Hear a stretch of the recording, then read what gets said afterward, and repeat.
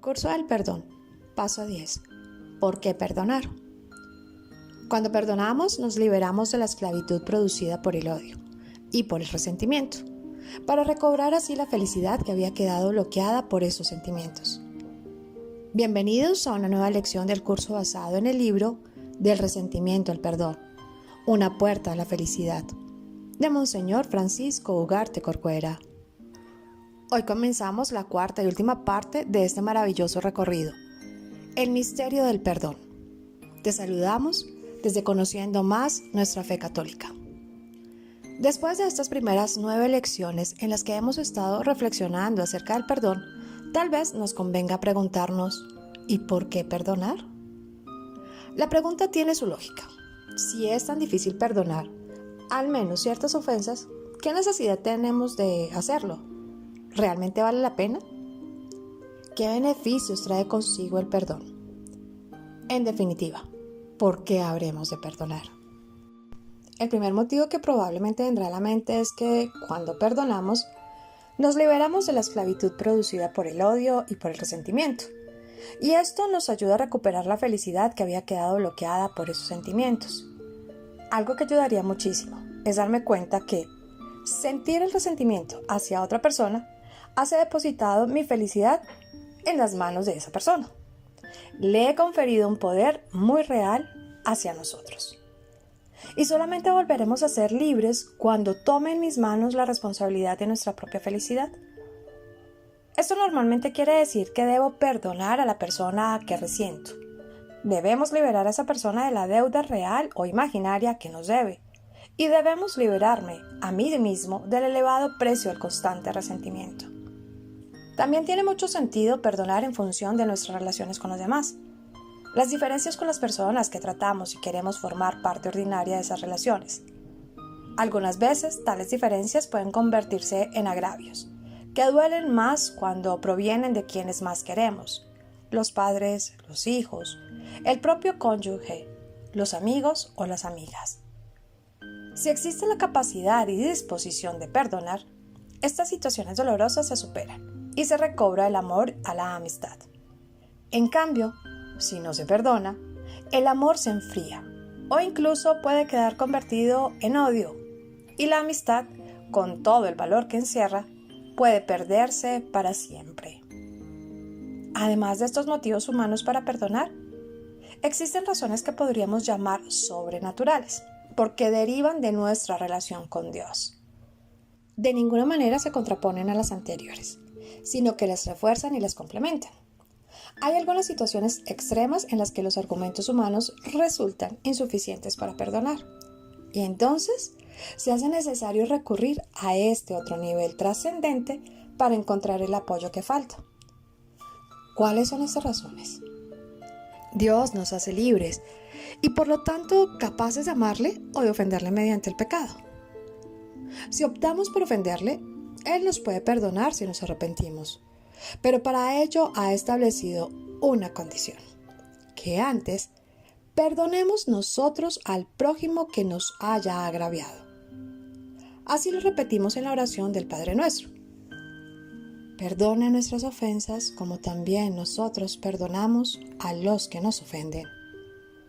Podríamos preguntarnos por qué Dios condiciona su perdón a que nosotros perdonemos.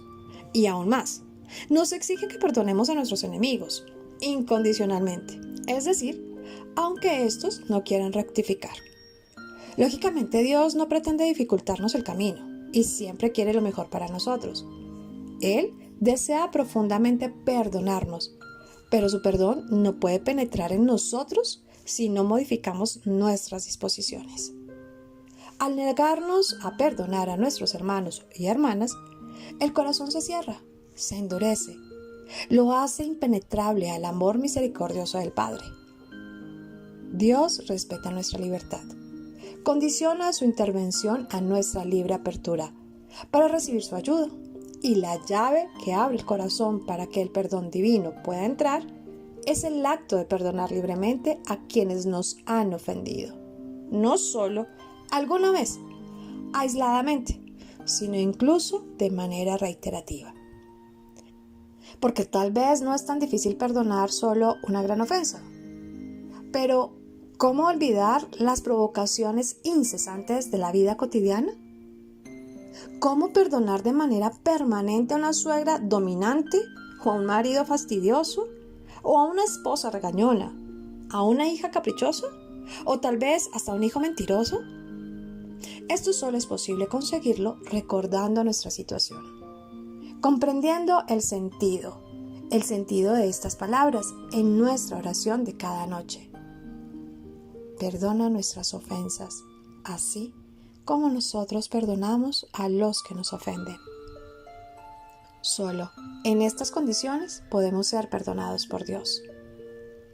Además, Jesús insistió muchas otras veces en la necesidad del perdón. Cuando Pedro le pregunta si hay que perdonar hasta 7 veces, le contesta que hasta 70 veces 7, indicando con la respuesta que el perdón no tiene límites. Pidió perdonar a todos, incluso a los enemigos y a los que devuelven mal por bien. Para el cristiano, estas enseñanzas constituyen una razón poderosa a favor del perdón, pues están dictadas por el Maestro. Pero Jesús, que es el modelo a seguir para quien tiene fe en Él, no solo predicó el perdón, sino que lo practicó innumerables veces. En su vida encontramos abundantes hechos en los que se pone de manifiesto su facilidad para perdonar, lo cual es probablemente la nota que mejor expresa el amor que hay en su corazón. Por ejemplo, mientras los escribas y fariseos acusan a una mujer sorprendida en adulterio, Jesús la perdona y le aconseja que no peque más. Cuando le llevan a un paralítico en una camilla para que él lo cure, antes le perdona sus pecados. Cuando Pedro lo niega 3 veces, a pesar de las advertencias, Jesús lo mira, lo hace reaccionar y no solamente lo perdona, sino que le devuelve toda la confianza, dejándole al frente de la iglesia. Y claro, el momento culminante del perdón de Jesús tiene lugar en la cruz, cuando eleva su oración por aquellos que le están martirizando. Padre, perdónalos porque no saben lo que hacen. La consideración de que el pecado es una ofensa a Dios, que la ofensa adquiere dimensiones infinitas por ser Dios el ofendido, y a pesar de ello, Dios perdona nuestros pecados cuando ponemos lo que está de nuestra parte, nos permite ver la desproporción tan grande que existe entre ese perdón divino y el perdón humano. Por eso resulta muy lógico el siguiente consejo. Esfuérzate, si es preciso, en perdonar siempre a quienes te ofenden, desde el primer instante, ya que por grande que sea el perjuicio o la ofensa que te hagan, más te perdona Dios a ti. Y este más incluye el aspecto cuantitativo, es decir, las innumerables veces que hemos ofendido a Dios y Él ha estado dispuesto a perdonarnos. Por eso, este argumento tiene valor perenne, cualquiera que sea la magnitud de la ofensa que hayamos recibido y el número de veces que hemos sido agraviados. Ahora reflexionemos sobre hasta dónde perdonar. Hay ofensas que parecerían imperdonables por su magnitud, por recaer en personas inocentes o por las consecuencias que de ellas se derivan. Humanamente hablando, no encontraríamos justificación suficiente para perdonarlas. Y es que el perdón no se puede entender en toda su dimensión y en todos los casos, con un esquema solo de humanos. Solo desde la perspectiva de Dios podemos comprender que incluso lo que parece imperdonable puede ser perdonado, porque no hay límite ni medida en el perdón, especialmente en el divino. El hombre, si realmente desea perdonar, debe vincularse a Dios. Solo así se explica, por ejemplo, el testimonio de San Juan Pablo II, que acudió a la humanidad cuando a los pocos días del atentado, el 13 de mayo de 1981, tan pronto salió del hospital, visitó personalmente a su agresor, Ali Akka, lo abrazó y posteriormente comentó: le he hablado como se le habla a un hermano que goza de mi confianza y al que he perdonado. Esta universalidad del perdón incluye también aquellas ofensas que más nos cuestan perdonar, las que padecen las personas que más amamos. Emocionalmente experimentamos en estos casos en que si alguien ofende a alguien que nosotros amamos, es decir, si perdonamos a quienes han cometido el abuso, estamos traicionando el afecto que sentimos hacia la persona ofendida. Pero una vez más será preciso no dejarse llevar por el sentimiento y tratar de distinguir el afecto que sentimos hacia ese ser querido y la acción de perdonar.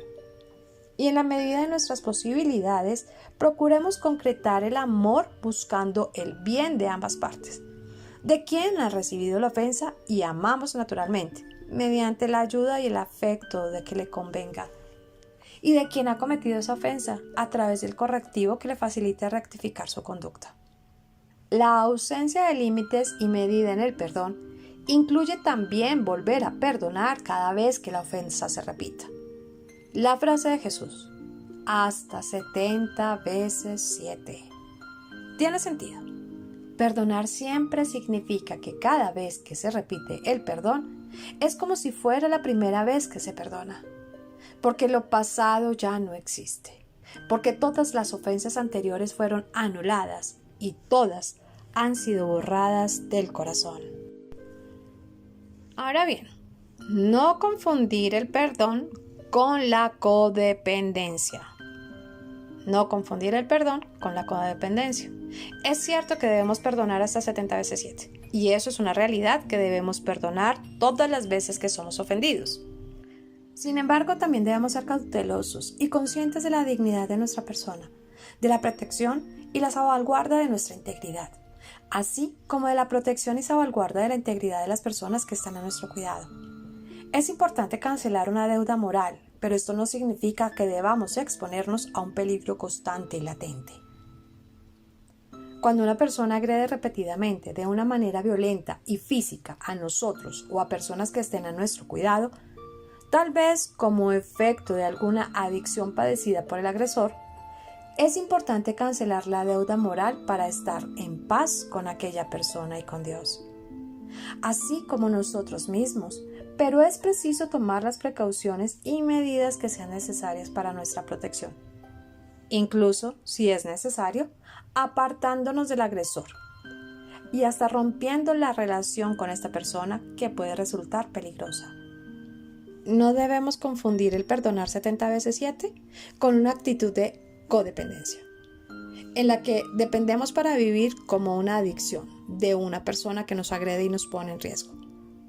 Debemos recordar que Dios quiere que perdonemos en primer lugar por nuestro propio bien, para que no carguemos con ese peso del resentimiento que nubla nuestra paz interior y nuestra relación con otros y con Dios mismo.